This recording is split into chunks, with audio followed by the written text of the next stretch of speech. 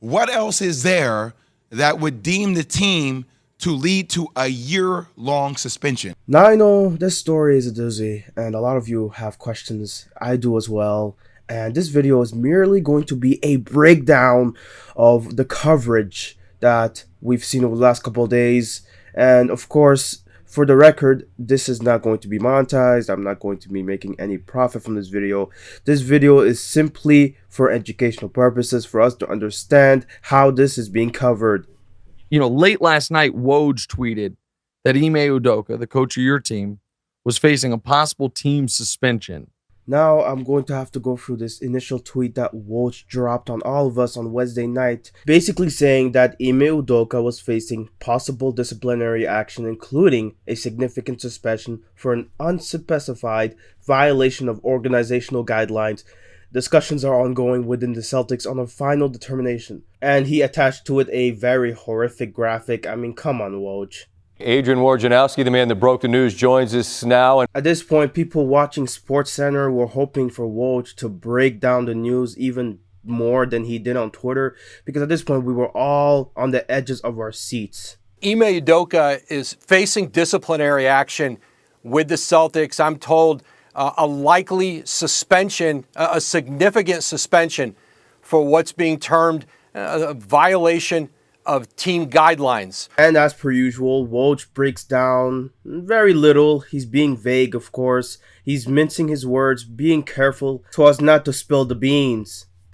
Boston is still discussing what that suspension might look like. But this is a Celtics matter, I'm told. This is not a league issue. Or perhaps he had no idea that Udoka had an improper, intimate, and consensual relationship with a female member of the team staff, and that's why it was a violation of their franchise's code of conduct that led to him being suspended for the entire 2022-23 season. Now we have other coverage, namely from Fox Sports Radio with Chris Broussard and Rob Parker talking about this. He has broken the team rules by having a consensual affair with a female staffer. Now, what was noteworthy of their coverage was they basically outlined how this could be a big problem for a major corporation like the Celtics. This can't go on. Plain and simple. When relationship? Yeah, it can't happen, Chris. And this is why they put these kind of rules and conduct codes in, because you make the company liable. Just what you just said about a boss and a subordinate, and whether or not they feel pressured into something because you're my boss. And they even made sure to let us know this is not an unprecedented situation in itself. This has happened in the past.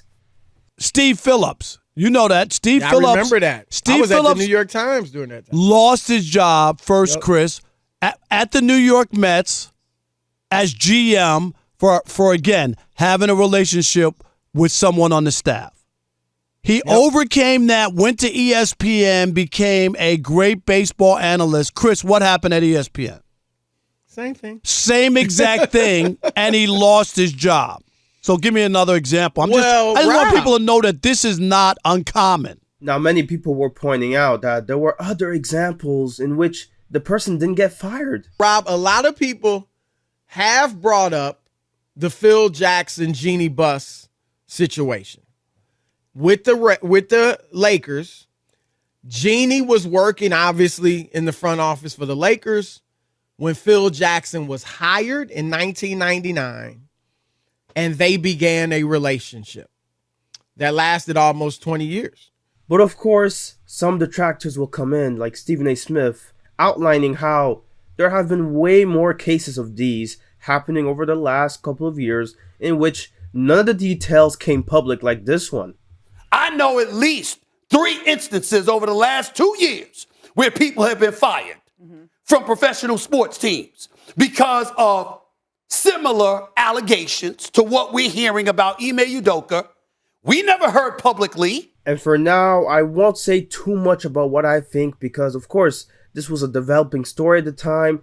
And Stephen A. Smith, he just let us know, based on the coverage initially at this point, only knowing that it was an intimate consensual relationship, Why was this being public? Basically, that was Stephen A's point the whole time. But I have a problem with the fact that if you're not firing him, why do we know this stuff? Why is he going to be suspended, but you're leaking this stuff out? You either keep him or you let him go. And even if it wasn't public, Ime Udoka still had to answer to a lot of stuff in his private life regarding this situation. But these are two consenting adults who I believe's behavior was not right. And Ime Udoka is going to have to answer to that, to more than the Boston Celtics, by the way. He's going to have to answer to that. Nigga. Everybody know who the hell I'm talking about. Okay? You're going to have to answer that. And Stephen A, he was very consistent here when it comes to this. I mentioned that internal discussions have included scenarios that would keep him out for the entirety of the season. Does that change your opinion at all? No. He shouldn't be suspended for the entire year. He should either you fire him or you keep him. Mm-hmm.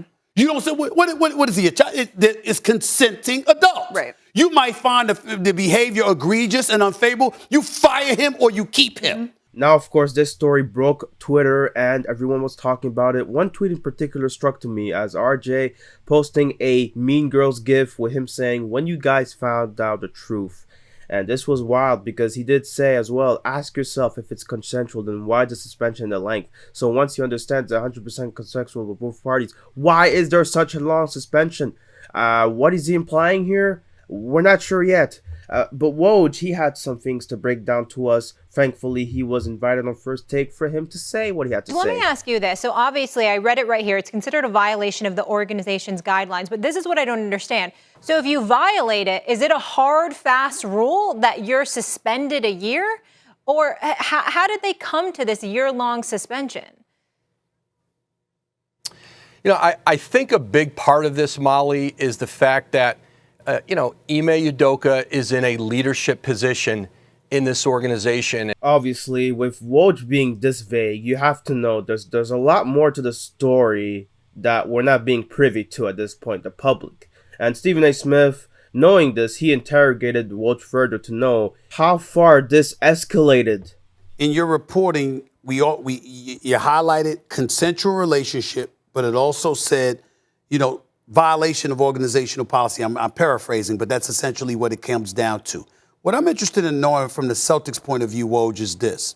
Does the organization define this policy violation as sexual harassment? Is that where they're going with something like this? I don't know. I'm just talking about in terms of them. Even though it's consensual, they view it as a violation of their policy. Where does that come from? Is it sexual harassment that they're trying to imply here? I don't know. Well, Stephen A., I think there's a power dynamic here. And a subordinate. Again, as the leader, as somebody who, in a workplace where he is the boss, where he is in charge, there is a different dynamic. Now, maybe Woj has no idea of the seriousness of the matter, but he did reveal to us some key details of the situation. I think Udoka was limited in his options here. And again, I think essentially there were three options, Stephen A. and Molly, accepting the 1-year suspension, resignation, or firing. And certainly each has its own consequences in terms of your contract, money. Certainly those are all impacted in different ways based on any of those decisions. So I do think there was a process of days here where those conversations went back and forth between the Celtics and Udoka. And he also hinted to us the potential future of Ime Udoka as the head coach of the Celtics. A 1-year suspension that comes without an assurance that he returns for next season. Yeah. It speaks to the fact that there's a real possibility he has coached his last game in Boston. Now, Shams Charania via The Athletic revealed to us some details that have flipped the entire story on itself. The Athletic reports that the Celtics first became aware of Udoka's consensual relationship with a female member of the organization in July, a few months ago. But the woman recently accused Udoka of making unwanted comments toward her, which led to the team investigation. And at this point, it's a Friday morning, almost 2 days after the Woj drop. Skip, when we talked about this yesterday, what did I say? You said it. I say it always starts out as consensual. And then when it gets found out, somebody's going to say these were unwarranted advances. And this is what the organization and this is what corporations and businesses are afraid of. This is why they try to keep this out of the workplace. At this point, we were all feeling very concerned for the people involved. I just hope this is a one-off. This is a one-time, this is a one situation. I hope it's not a situation where other women within the organization were to come forward and say this is something happened, because this seems like an awful harsh stance. From what we see, from what we gather from a lot of this, it may seem like this will escalate further. They're gearing up to relieve him of his duties eventually. I think that's kind of where we're headed. It feels that way. And the Celtics franchise, with its governor and the head of basketball operations, Brad Stevens, they both came in and held a press conference to try to clarify to everyone the details that they could reveal up to this point. I really have to leave you with the wording of our statement, which was admittedly fairly crisp. You might notice I have notes here. I don't think I've ever had notes at a press conference. I enjoy speaking ad lib, extemporaneously, and letting things share freely. But in this case, I really have to refer to the notes and stay within the bounds. And I have to break it to you that if you had the notes in front of you, you wouldn't learn all that much. So it's sort of that type of press conference. I'm sorry for that. Now, there were some parts of this press conference that got headlines, and that was the part where Brad Stevens spoke. He didn't have much to say on the matter, but he did say this. But I think, the only thing that I would like to say is that I thought, and Wick mentioned it already, I thought, we have a lot of talented women in our organization, and I thought yesterday was really hard on them, and I think that, nobody can control Twitter speculation and rampant bullshit, but I do think that we, as an organization, have a responsibility to make sure we're there to support them now, because a lot of people were dragged unfairly into that. Now, I think something that should have been in the headlines was this part here where Wick is being asked about the severity of the suspension and the number of violations. Is the suspension paid or unpaid? And the statement alluded to violations, plural. Were there multiple violations, or can you elaborate on that at all?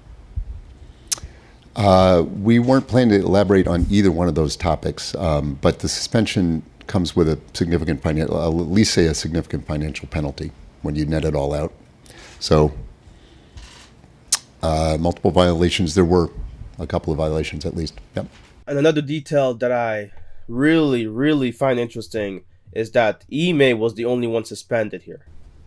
Final question, Gary. I just want to clarify, no one else in the organization besides Ime Udoka is facing any penalty or reprimand, or even including the woman involved, or is that just private? It probably, thank you, Gary, for asking. I was probably going to refer to the notes on that one and say it's private, but no, nobody else is facing penalty or reprimand. As far as what Udoka had to say on the matter, Malika Andrews did speak to him on the 22nd on the evening about the matter. Last night, prior to the press conference, Udoka told me in a statement, quote, "I want to apologize to our fans, players, and the entire Celtics organization and my family for letting them down," Udoka said. "I am sorry for putting the team in this difficult situation, and I accept the team's decision out of respect for everyone involved. I will have no further comment." With how vague everyone's being, especially the Celtics organization about this whole situation, Jay Williams had some very reasonable questions. If he's having a consensual relationship, even though it violates team policy, wouldn't that be like a 10, 20 game suspension? Would that be a whole year? So a whole year to me. I don't think it would be a 10 to 20 game suspension. Not even that. So Ron Artest, the Malice in the Palace, had a year-long suspension. So what else is here that has made Brad Stevens, who I've spent time with, I know personally from his Butler days and actually spending time with him at Jordan Cornett's golf outing a month ago, has always seemed reasonable, practical, has had a relationship with him for a very long time. What would allow the team to make it a year-long suspension? That's a very long time. It makes me tend to believe that there is a lot more there that we do not know the nuances of yet before we just come to ultimatum or absolute conclusions. Now, of course, even though they're the media, they understand there's a human aspect to this. We don't know what's going on, and we're not going to pretend. That's why this conversation, I know we have to do it because but I said to you in the meeting, that's why it makes me so uncomfortable. It's very uncomfortable. I feel very uncomfortable. Stephen A had some questions towards the Celtics. Here's what should make everybody uncomfortable, okay? It's not just that we're having a conversation. It's why. Why are we having this conversation? Because the damn stuff was leaked out by the organization. You covering yourself. What is there to cover? 2 grown adults had a consensual relationship, but because it was within the organization, it violated organizational policy. What exactly do you need to get out in front of? Okay, so this is going to be a tough one to talk about. Unfortunately, it revolves around ESPN analysts and reporters bickering around the situation. And I'm going to have to interject some of my opinions, but please do come to your own conclusions and do not let this moment take away from the severity of the situation. It said in the numerous news reports, it was a consensual relationship that violated organizational policy. So only he is in violation of the company policy. The woman who elected to have a consensual relationship with him is not in violation. He gets to get mentioned and put on Front Street. We don't know who she is. What about the other women within the Celtics organization who have been victimized because wrong assumptions have been made by their involvement? If you knew exactly who it was, that would alleviate the concerns of all the other women who have had their names paraded out into the streets. What about them? You ain't thinking about that. Now, Stephen A. Smith, speaking to the issue of accountability, he says, look, if Ime is being held accountable for a consensual 2-party relationship, why isn't the other party being held accountable as well? But to keep him, yet suspend him, by the way, not just suspend him, but for the suspension to be indefinite. It's almost worse, like a lame duck status. That's what you did. You ruined his career. And now, fellow ESPN analyst Malika Andrews had some stuff to say. Well, Molly, thank you. If I could first start with this. Stephen A., with all due respect, this is not about pointing the finger. Stop. What became apparent to me in this press conference is that we do not have all of the information here. And it was frustrating to me that the Celtics declined to elaborate or to give more specifics about what exactly the rule breaking was that led us to this point. So that I just want to get that out of the way first. But to answer your question, Molly, I think what stood out to me, I think what stood out to me is that Brad Stevens, he was upset. That's what stood out to me about what he termed rampant Twitter BS is the word that he used, that women were unfairly dragged into this within the Celtics organization. You could see that Brad Stevens was visibly upset about this. And I also found that to be gross and unnecessary, that folks were bringing in the names and the images of women that is just not a fact. That was purely speculation. And so to me, that is what stood out. But the Celtics as an organization could have done more, and short of doing more ahead of this yesterday, they could have owned that responsibility in this press conference. I understand that there were legal parameters that they had to operate within for everybody involved, and I appreciate the fact that they brought in outside counsel and did a thorough organization. And I think that that is something that was clearly necessary in this situation. But the fact that it was able to go on all day, the fact that we are sitting here debating whether somebody else should have been suspended or not, we are not here, Stephen A., to further blame women. That is not why we are here. Now I could see that Stephen A. Smith, up to this point, was not particularly thrilled with what she said. Let me be very clear. I don't appreciate where you're going with that. I'm not blaming anybody but Ime Udoka. He deserves The fact of the matter is, I've said he deserved to be fired if they were going to fire him. If you're not going to fire him, then don't fire him. My issue is all of this being publicized. The point that I'm trying to make is just like you're not mentioning. Excuse me. I listened to you. You're the one telling me to stop on my show. It ain't happening. Okay, that's number one. Number two, I've already said he deserves to be fired, or he deserves to be there and handle it internally and privately. If you're not going to handle it privately, if you're going to publicize it in that fashion, then obviously it provokes everybody wanting to know, okay, well, who are the parties involved? When you have Amina Smith in Boston and other women pointing out the fact that there were women who were wrongly implicated in all of this, it's a disservice to them.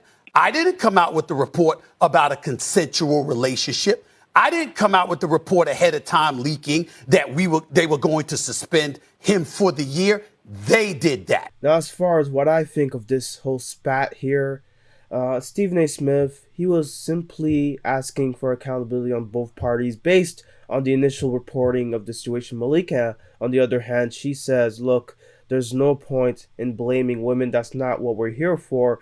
Basically implying that Stephen A. Smith, by asking for accountability, was blaming women.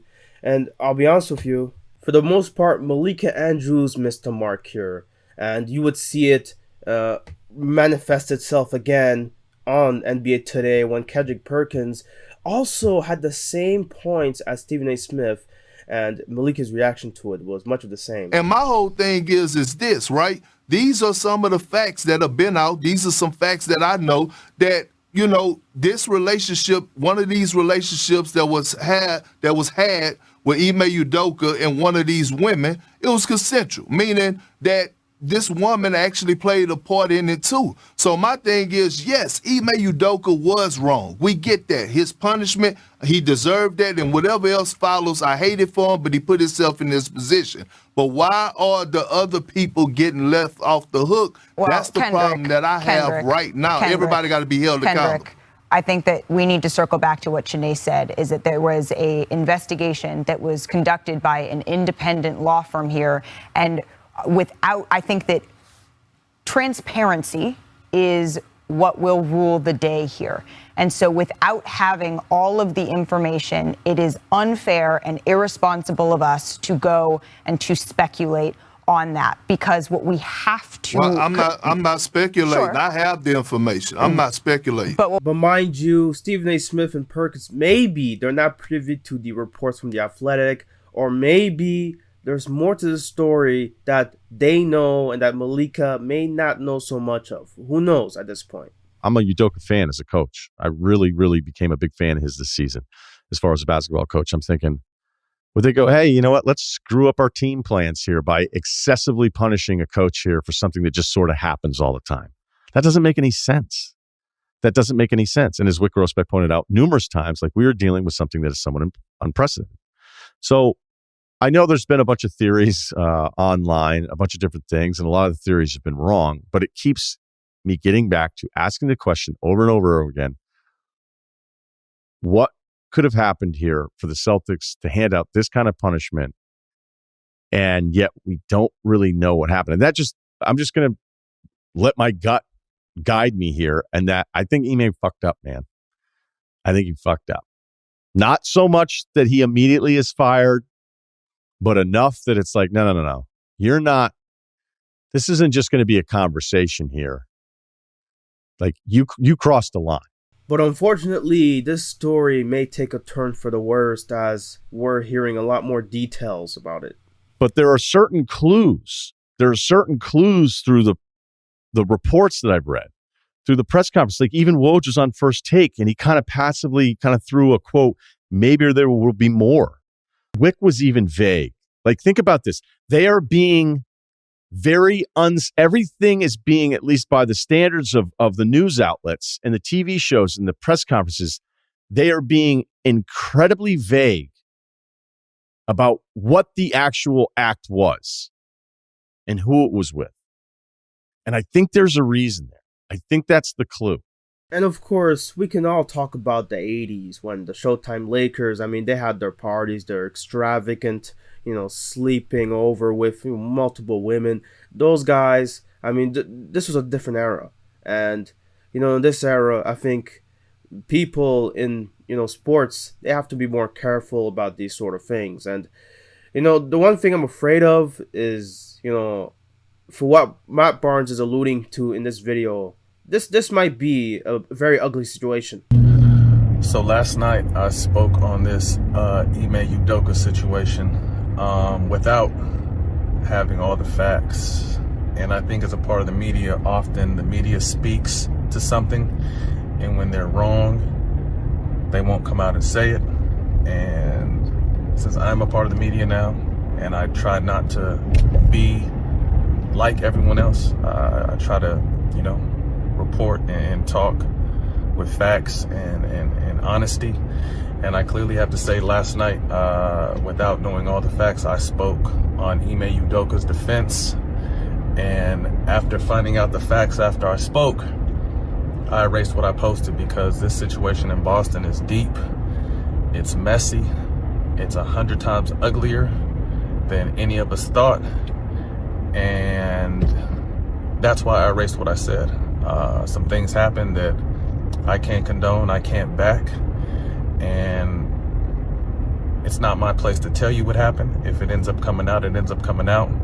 But that was the reason why I erased my post last night, because after I posted it, I got a call from someone who had all the details, and shit is deep. So on Zach Lowe's podcast, The Low Post, Ramona Shelburne, I mean, she had some things to say on the matter, with her saying here, and I quote, "It sounds like there is a lot to this story that may come out, may not come out, but it sounds like a lot of people are going to be affected in a pretty messy, ugly ways." And now the host of the podcast, Zach Lowe, he expanded on this, basically giving us a warning, and I quote, "Based on what we have found out about the Udoka situation, you and I have been on the phone for 20 plus hours. I do think it's messy and it's ugly and it's going to be really sad. Whatever happens, there's going to be damage here one way or another." So unfortunately, that's really where we end the video today, because there's not much else that we know. It's the weekend, so a lot of the news has stalled down, fortunately. So to anyone on Twitter or any other platform, crusading for Stephen A. Smith in defense of Malika Andrews, the culture war stuff, and for anybody else coming to conclusions based off a few quotes and a few reports being heard here and there, I advise you to wait it out, okay? Remain silent and just let the facts come out, because from what we're seeing from a couple sources now, this could get very, very ugly. Man, praying for everybody involved. Hope everyone gets through this. And I saw a lot of blogs picked up what I said, even though it was only on my page for like 2 minutes. So hopefully they pick this up too, for me being wrong and jumping out there without the facts. So that's where I'm gonna leave it. God bless, and I hope everyone has a good weekend.